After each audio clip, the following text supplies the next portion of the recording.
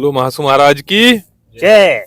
और इसमें हम सभी भक्त लोग जा रहे हैं चालदा महाराज जी के दर्शन के लिए, जो आज हिमाचल में पहुंच रहे हैं काफी समय के बाद। और ये सौभाग्य की बात है हम सभी के लिए। और इसमें हमारी मित्र मंडली पहुंच चुकी है। इसमें फेड़ज पुल से आगे जो NH आपका पोंटा हटकोटी, उस पर बहुत अच्छा वर्क है इस रोड का भी, तो इसका आनंद भी ले रहे हैं हम साथ साथ। तो और हमें अभी पीछे फेड़ज पुल के पास एक सूचना मिली है कि HP10 रोडू की गाड़ियां भी लगभग 2000 गाड़ियां भी यहाँ से क्रॉस हो चुकी है। तो रोडू से भी काफी संख्या में लोग महाराज के दर्शन के लिए पहुंच रहे हैं। तो वहां पर काफी सारे लोगों की होने की उम्मीद है। आंकड़ा 50,000 के आसपास का बताया जा रहा है। बाकी आपको बीच बीच में हम बताते रहेंगे और दिखाते भी रहेंगे। तो इसमें जो यहाँ की वादियों के हम मज़े ले रहे हैं, बहुत आनंद आ रहा है। कांत जी हमारे ड्राइविंग कर रहे हैं और इनके साथ बड़े आराम से हम सफ़र का एंजॉय कर रहे हैं। और इनके को पायलट है ब्रिजमोहन शर्मा जी, और हम भी पीछे वाली सीट पे पूरा इंटरटेन कर रहे हैं इनको कमेंट्री के साथ। तो बीच बीच में ये हमें भी अपने साथ ले जाते रहते हैं टूर में, आउटिंग पे, हर तरह की, हर जगह के लिए।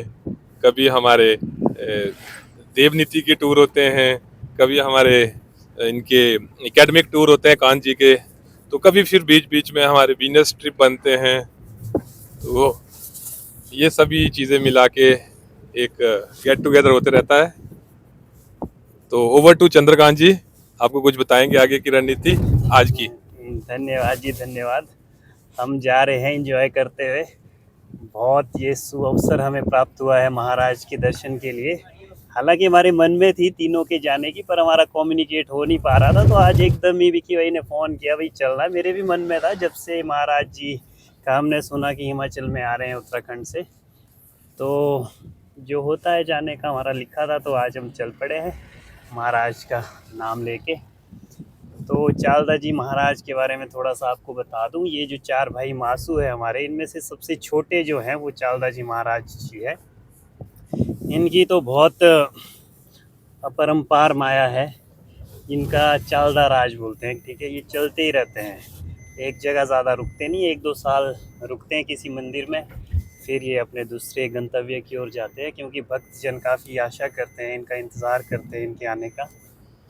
और ये 12 से 15 साल हमारे उत्तराखंड में रहते हैं, उसके बाद हिमाचल में आ जाते हैं। तो हम बेसब्री से इंतज़ार कर रहे थे हिमाचल वासी। तो अपनी भावनाओं पे हम नियंत्रण नहीं रख पाए, इतनी उत्सुकता थी महाराज से मिलने की कि हम चल पड़े आज द्राबिल में महाराज के दर्शन के लिए।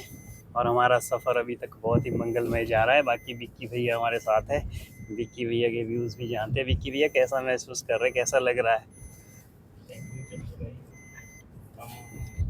तो विक्की भैया जी के मन में भी हमेशा मन महाराज में के प्रति बड़ी आस्था रहती है। बहुत आस्था और रहती है। जब भी इनको सूचना मिलती है कि यहाँ पर कोई इस तरह का कार्यक्रम बना है, दैविक कार्यक्रम, तो ये कभी पीछे नहीं हटते और हमें भी बूस्टअप करते हैं कि भाई नहीं, ज़रूर जाना चाहिए और दर्शन करने चाहिए।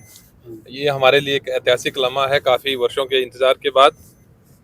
तो बाकी हम आपको आगे बीच बीच में बताते रहेंगे। तब तक के लिए आप बने रहिए। धन्यवाद। धन्यवाद जी। चार भाई महासू के इतिहास की बात करें तो हमें जाना पड़ेगा वैदिक काल से कुछ पीछे। ब्रह्मा विष्णु महेश, उसमें शिव जी और पार्वती के पुत्र के रूप में जाना जाता है कार्तिकेय और गणेश को। एक बार वाद विवाद हो रहा था कार्तिक और गणेश में कि कौन श्रेष्ठ है। तभी शिव जी और पार्वती कहते हैं कि जो पूरे ब्रह्मांड का चक्कर लगा के पहले यहाँ पर उपस्थित होगा वही श्रेष्ठ है। तो कार्तिकेय महाराज चल पड़ते हैं ब्रह्मांड का चक्कर लगाने, परंतु यहाँ होशियारी से गणेश महाराज जी शिव जी और पार्वती की एक परिक्रमा करते हैं और कहते हैं कि मेरे लिए तो पूरा ब्रह्मांड आप ही है। इससे शिव जी और पार्वती बहुत खुश हो जाते हैं। तभी वो बोलते हैं कि श्री गणेश तुम ही श्रेष्ठ हो। इस प्रकार जब कार्तिकेय महाराज आते हैं, ये सब सुनते हैं, तो वो काफ़ी क्रोधित होते हैं और दुखी होते हैं और वो अपनी योग माया से अपने शरीर के 4 खंड कर देते हैं, जो कि कश्मीर नामक स्थान में गिरते हैं। इसी के साथ जन्म होता है चार भाई महासू का।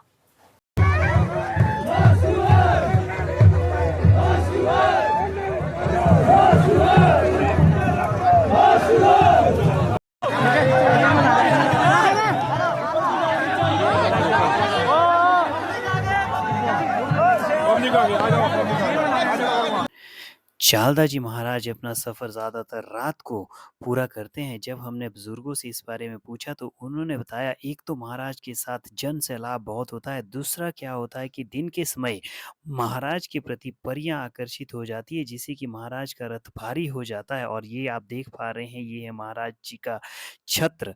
और जब ऐसी स्थिति आती है तो महाराज जी छत्र के नीचे आते हैं और छत्र को हिलाया जाता है, जिससे कि इन शक्तियों का प्रभाव थोड़ा सा कम हो जाता है और महाराज की पालकी द्वारा से हल्की हो जाती है।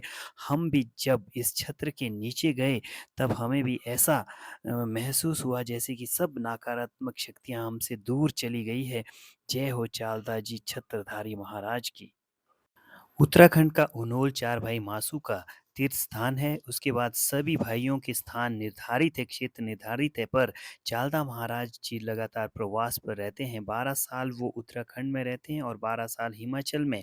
और इस समय उत्तराखंड के दसऊ नामक स्थान से महाराज जी प्रवेश कर रहे हैं यहाँ पर मीनस के समीप हिमाचल में, और आज रात्रि विश्राम करेंगे द्राविल में, और उसके बाद चले जाएंगे पश्चिमी नामक स्थान में, जो कि सिरमौर डिस्ट्रिक्ट के शिलाई तहसील में स्थित है। और वहाँ पर 1 साल के लिए चालदा जी महाराज विराजमान हो जाएंगे। और ऐसा कहा जाता है, अपने 12-12 साल के प्रवास के बाद एक दिन उनोल में जाते हैं और अपना एकत्रित किया हुआ कमाया हुआ सारा धन अपने तीनों भाइयों में वितरित कर देते हैं। अगर बात की जाए व्यवस्था की तो यहाँ पर मीनस में, जहाँ की महाराज के स्वागत के लिए हज़ारों की संख्या में श्रद्धालु उपस्थित है, 40,000 के करीब लोग यहाँ पर आने की संभावना है और आ रहे हैं। यहाँ पर बहुत अच्छी व्यवस्था है। ये बच्चा आप देख पा रहे हैं व्यवस्था में लगा हुआ।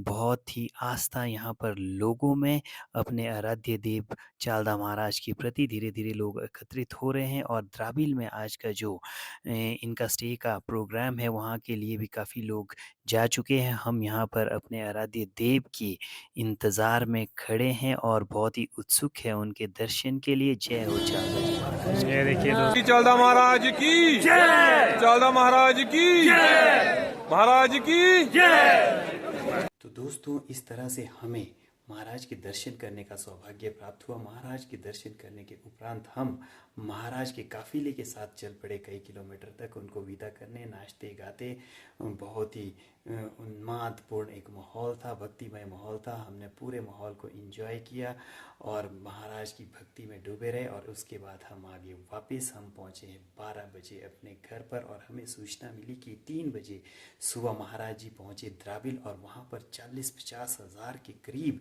जन समूह उनके स्वागत के लिए उमड़ पड़ा। और उसके बाद दूसरे दिन पश्चिमी के लिए रवाना हुए महाराज, जहाँ की और भी ज़्यादा जन समूह, जन सैलाब उमड़ पड़ा महाराज के दर्शन के लिए। और ये ऐतिहासिक पल, और महाराज की कृपा से हम भी गवाह बने इस ऐतिहासिक पल के।